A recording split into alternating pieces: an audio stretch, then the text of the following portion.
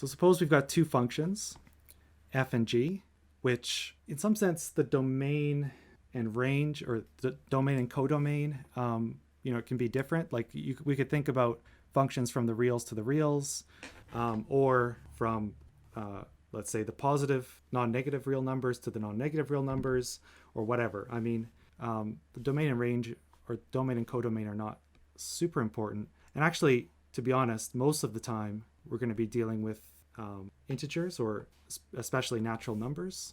So what does f equals big O of g mean? So what it means is that there exists a constant c, so c is a real number, and some value x naught in the reals. Or so if our domain was the naturals, then I would put the naturals here, or whatever the domain is, such that f of x is at most c times g of x for all x, at least x naught. So yeah, so some of this kind of asymptotic thinking, by the way, like this kind of came up on question 5b in the assignment, right?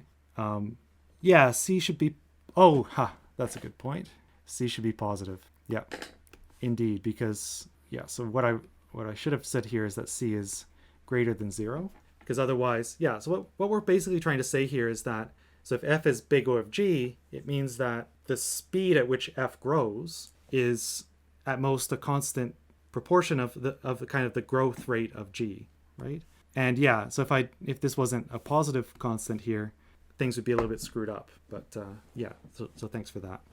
Exactly. Yeah, which makes it like, this notation is strange, because especially because they write this equals here, right? Like, it's so it looks like a function, right? It looks like f is O of g, where O is some function. But indeed, that's the right way to think about it. It's a statement about f and g. Yeah, totally. And okay, so then some kind of similar notation. So f is, which one is this one? Omega. So in case you don't know your Greek letters, this is Greek, right? Omega. Anyway, in case you don't know your Greek letters, this is pronounced f is omega of g, which means that there exists a constant c and some value such that f of x is at least c g of x for all x, at least x naught. So the difference here is that you've got, here we've got at least, and here we've got at most. Okay, but actually, really, if you think about it, this is the same as saying that g is big O of f. It's just sometimes you want to say something about, like, the first, if you say g is big O of f, that means f grows at most as fast as g up to a constant. And if f is omega of g, like, it grows at least as fast as g up to a constant. But like, it basically, it depends on what you want the subject of the sentence to be, right? If you want it to be f or g, basically. Okay, and then we've got theta, so capital theta, which means that, if f is theta of g, that means that, one way to write it is that f is big O of g and f is omega of g. Or in other words, there exists two positive constants, c1 and c2, and we can just take one x naught such that c1 g of x at most f of x. So f is kind of sandwiched between two constant multiples of g for all x at least x naught. Sorry, that's not very legible. Okay. Yep.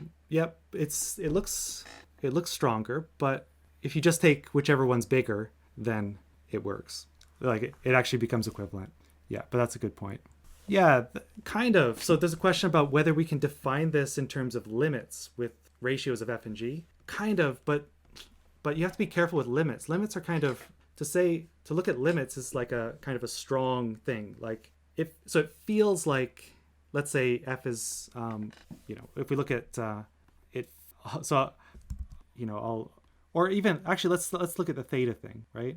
So f being theta of g feels like that the limit of f of x over g of x goes to a constant or something as x goes to infinity. But it's not the same, right? Because it might not converge. So if it does converge, then, it implies that f is theta of g. But if it doesn't, or yeah, if it converges, let's say to a positive constant. But if it doesn't converge, like it might just be, like here's a weird example. If I take, let's say f to be sine of x plus 10, and I take g to be just the number. So f is sine of x plus 10, g is just 7, right? This doesn't, like if you take any ratio of these things, they don't converge, but actually they're up to a constant, they are the same. Like f is theta of g, because the fluctuations in f, aren't more than a constant in some sense. Is that clear? It's kind of weird, but having the limit exist, the limit of the ratios exist, and let's say be a positive constant, that implies that these things are, comparable, but the other direction doesn't work. Okay, is that clear? I'm just kind of scribbling here. So I'll write here, but it isn't the same. But that's a good thing to think about. Okay. Okay, so I've got a pole. Let's just, okay, so I've got, what do I have here? F of n is n choose 4, g of n is n cubed. So which of the following is true? And the answer could be multiple different things. So is it true that f is big O of g? Is g big O of f? Is it true that f is omega of g, g is omega of f, or f is theta of g, or g is theta of f? Which, of course, these last two things are actually they're actually the same, right? So, yeah, how big is, so n choose 4, remember, is like, if I kind of cancel some of the factorials, right? It's n minus 1, n minus 2, n minus 3 over, no, that's not right, 24, right? That's n choose 4. So if you think about this, as n grows, this is kind of like if you expand this, the polynomial on the numerator, the biggest exponent, or the leading term, will be n to the 4. So actually, f is theta of n to the 4, right? And n to the 4 grows faster than n cubed, right? So it's not the case that, so this one is not true, right? Because no matter what constant I put in front of g, it's not going to be the case that, so if n is very large, eventually f will go larger than g times that constant. So what I'm saying is for all c at least 0, there exists n naught such that, or let's just say there exists n, such that f of n is bigger than c times g of n, right? So this one's not true. This one looks true, right? Yeah. So yeah, we'll talk about little o in a second, but yeah, but being little o, that was f is little o of g. That's not true, but the other way around. G is little o of f. Yeah, and in particular, if you're little o of something, then you're also big O of that thing. So yeah, f is omega of g, I think, right? Because it grows at least as fast as g. G is omega of f is wrong, and also the last two things are not correct, right? Because they don't grow at the same rate up to a constant. Okay, so yeah, the reason for practicing this now is that in the future, sometimes I might just kind of sprinkle these things in, like if it's convenient. So I might just say, oh, the number of edges in a graph is big O n squared or something like that, and then it's important to kind of know what these things mean. But are there any questions here? Okay, yeah. So this was kind of anticipated by the question before.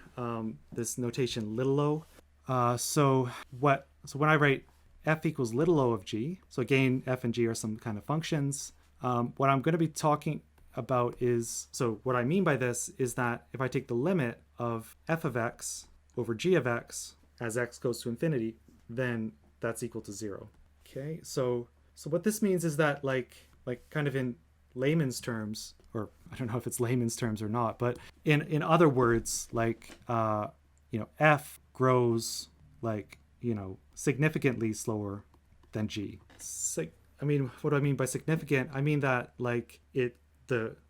f is smaller than any constant multiple of g, provided that x is sufficiently large. So another way to say this, yet another way, is so this is just explaining the definition of limits essentially, but for all epsilon greater than 0, there exists x naught such that f of x, so let's say, perhaps I'll do absolute values just to be safe. The absolute value of f of x is at most epsilon times the absolute value of g of x for all x greater than or equal to x naught. Is that the same thing as converging to 0? I guess so. Is that clear? I guess in this definition, I'm sort of implicitly assuming that g of x is never 0 or something, so I can do this ratio, like, because it's annoying if division by 0 is annoying, but yeah, let's assume that these things are never 0. So is that definition clear? Okay, so this is all talking about asymptotics as the parameter goes to infinity. So x goes to infinity or n goes to infinity. You can also talk about asymptotics like as you approach other limits.